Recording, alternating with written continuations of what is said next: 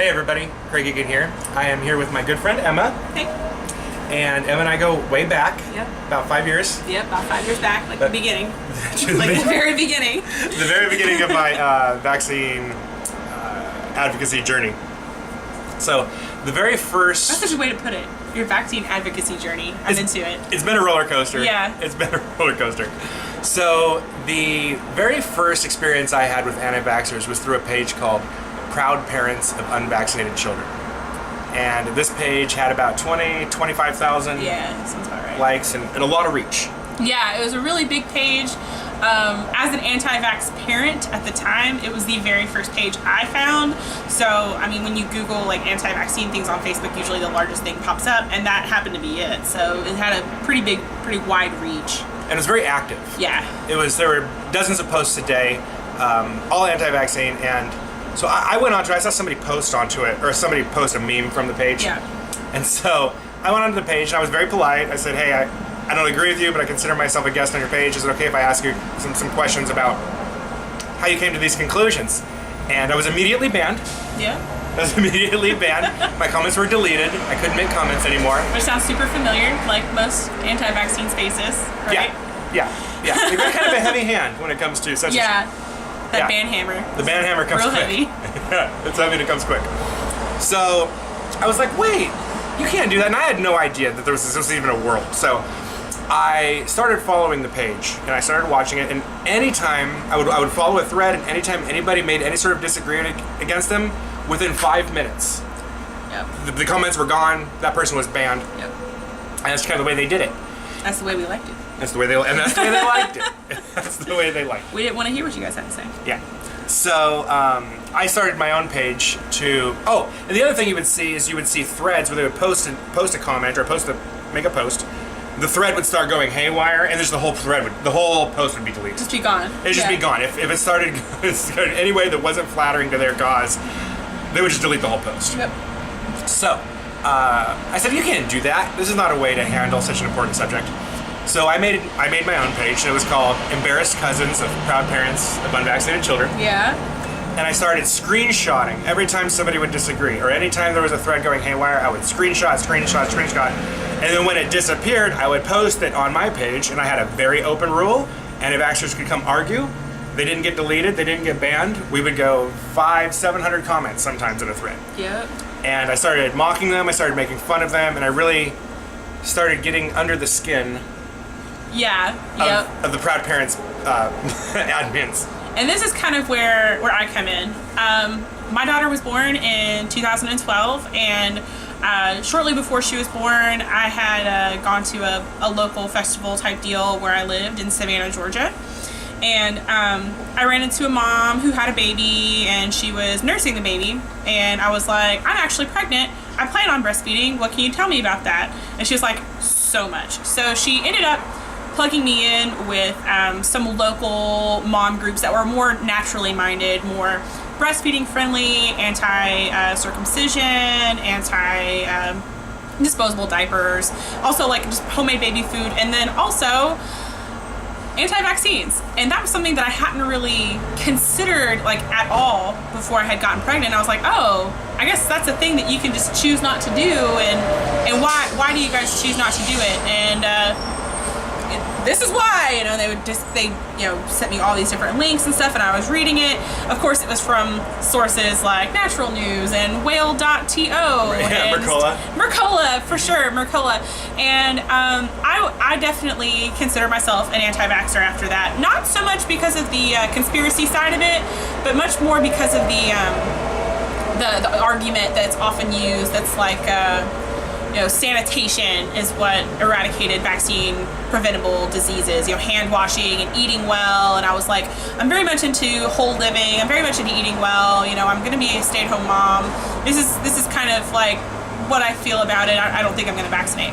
And so to kind of just get my feet wet in the anti-vax world online, I liked this page called Proud Parents of Unvaccinated Children because I was a proud parent and she was unvaccinated. So there you go.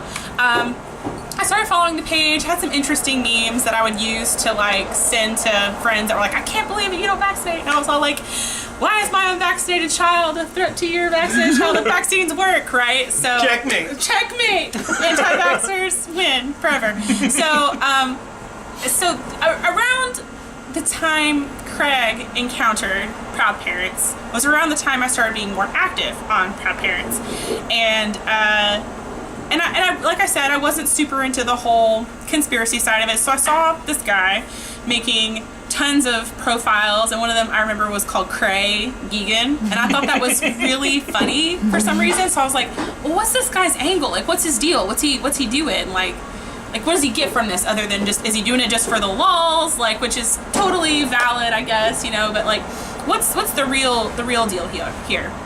And I also started seeing threads about like taking your kid to the chiropractor when they're first born, and I was like, is that a thing that people really do? I mean, like, I'm all here for like not vaccinating, but I'm also like, what? And meanwhile, there's this Craig guy that's like making the admins go nuts, and just like the whole page is just starting to like fall apart. And I'm just sort of like, what is going on here? So I ended up messaging the guy. And I was like, dude, what's your deal? Yeah. I was like, so what's going on here? Like, what's your whole angle? And he was like, well, vaccines save lives. And I was like, really? I mean, now that I say that, that sounds like common knowledge.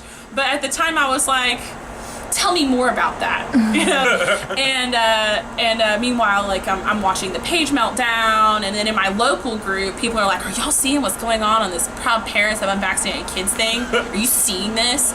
And then someone comments, hey, Emma, I see that you're friends with Craig Egan. What's up with that? And I was like, oh, well, he's actually a really cool guy in real life, and like, I'm actually kind of talking to him about vaccines, and I'm talking to him about like my decision not to vaccinate. I was like, nothing's changing on my end. I just want to know the guy on the inside, you know? And they're like, we don't trust that.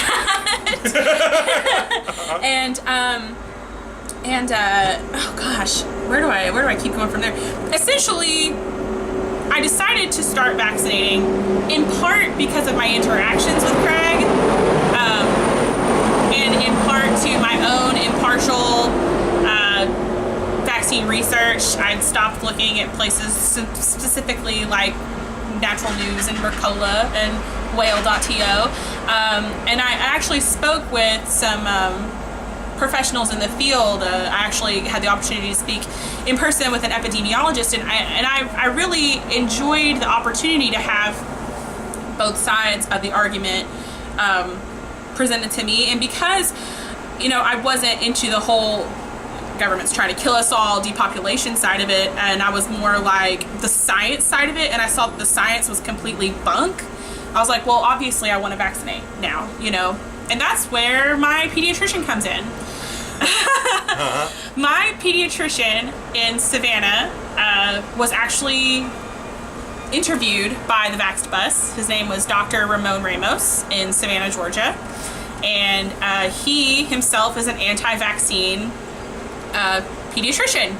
He's on several lists of anti-vaccine friendly pediatricians, and the whole reason why I started going to him in the first place is because he had a lactation consultant in the office, and I needed someone that was going to really work with me on that, because breastfeeding was a struggle for me. I still made it to 2 years, which was pretty cool, but you know, it was a struggle, and also I wanted someone that, you know, really seemed to care like a whole lot about their patients, and we just really hit it off. But he was very anti-vaccine. He tries to make it seem like he's not when you first see him, but when he came to see me in the hospital after I had my daughter, I had mentioned, you know, like, hey, I might want to hold off on the Hep B vaccine. He's like, well, if you decide you want it, we can talk about it in the office. So when I brought her in, my daughter, for her first checkup, I came in with my then husband, and I was like, I don't really think I want to vaccinate. And he was like, wait, what? We didn't talk about this. And he Dr. Ramos launches into this whole, is your daughter a prostitute?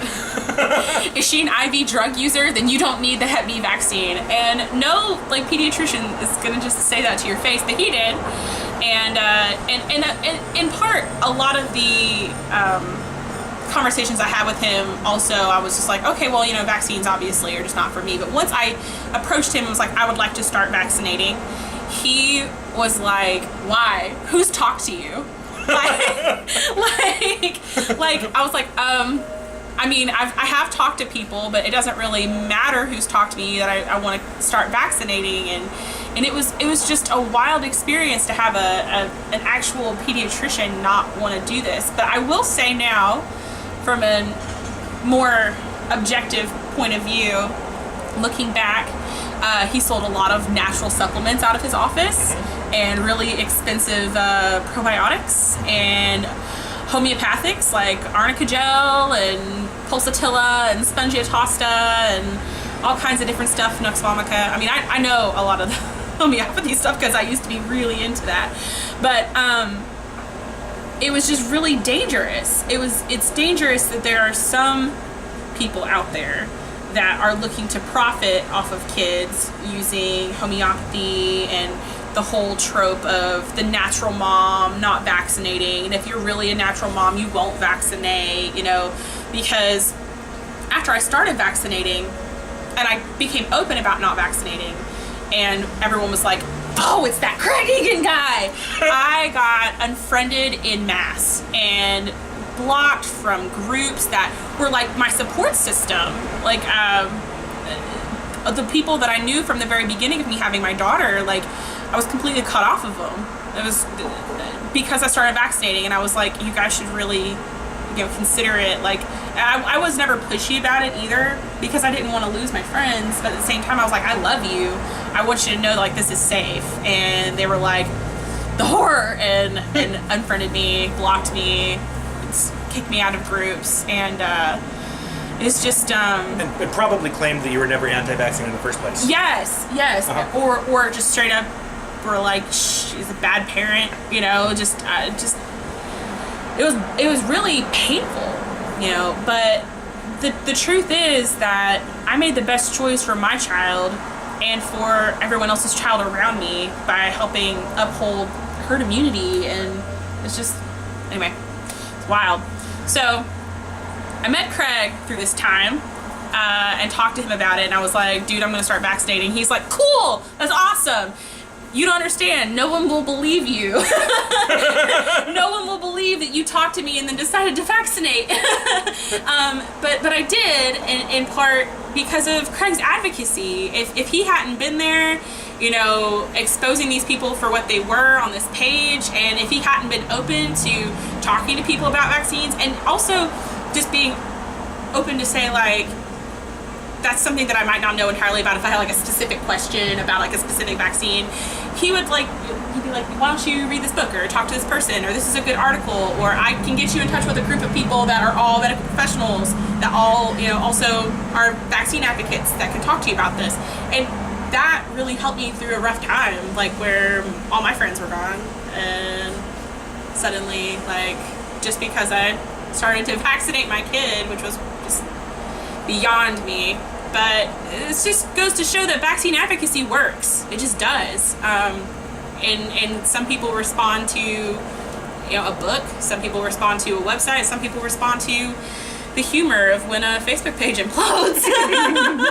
And for me, I just really liked watching that shit show for a minute. Oh, it was a good shit show, wasn't nice. it? Yeah. That page went down in flames. So how long did it take for you for them to finally be like, we're taking the whole page down because of Craig Egan? Yeah, almost 60 days exactly. 60 days. Wow. Mm-hmm. So yeah. you know.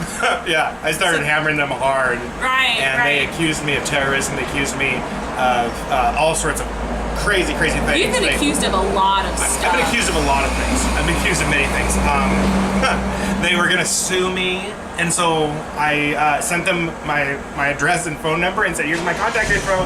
That's so funny. Yeah, have your lawyer contact me, and they never did, of course. It was all empty threats. They were gonna stick the FBI on me, and I was like, no problem. And the greatest thing about that page was they were all the admins were anonymous. Right. Or they tried to be. Right. They tried yeah, to be. I remember that. Yeah, and they were very quiet, and they were very paranoid.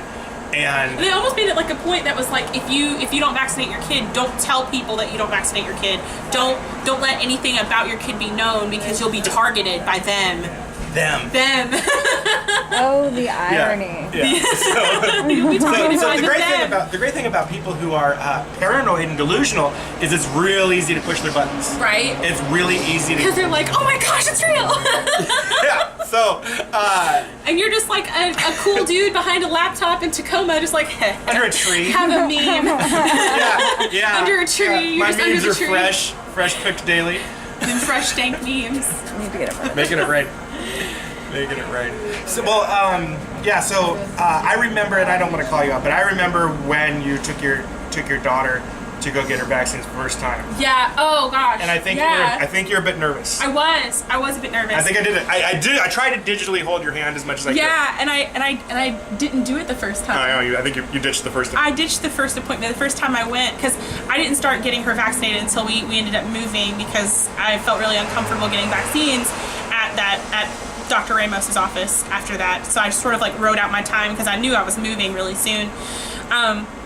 So I was at my pediatrician after we had moved. My pediatrician, my daughter's pediatrician, and I was like, I'm doing it. First shots are today, and he's like, yay, that's awesome! And I'm like sending a selfie of my kid and everything, and then I'm like, I can't do it because the fear is so ingrained in you in anti-vax culture that's like you're gonna kill your kid, or your kid's gonna have some debilitating awful thing happen to them, or worse, the autism, which is apparently like the worst thing that can happen to you, which is totally unfair and untrue and ableist and horrible, because there are so many brilliant and amazing people that have autism in this world. But that's besides the point.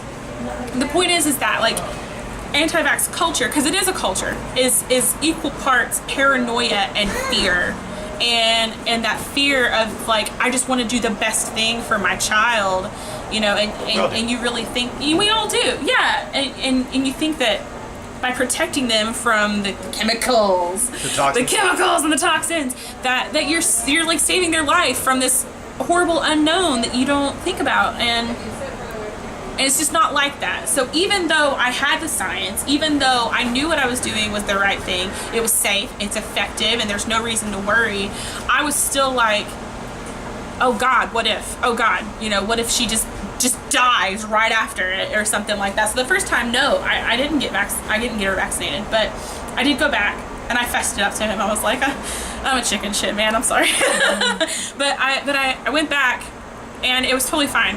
It's totally fine. She cried for like a second, and then she was just like, whatever, like, and I was just like, that's it? Like that's all that's all it was. Where's the blood coming from her eyes and the horribleness? And then like that night, the light going out. Yeah, that night, the light going out behind her eyes. That I remember that night and putting her to bed and being like, she's gonna wake up with some awful fever, she's gonna have big swollen knots on her legs. That didn't even happen. And so I laid all night sitting there just being like, any second now it's gonna happen, and it never did, because for the most part the side effects of vaccines are just super mild. I mean, they really are, and what does happen is often an immune response, which most people know, but she was totally fine. The next morning she got up and she was playing. She's the same freaking kid, and I was like, this whole time I've been scared for what?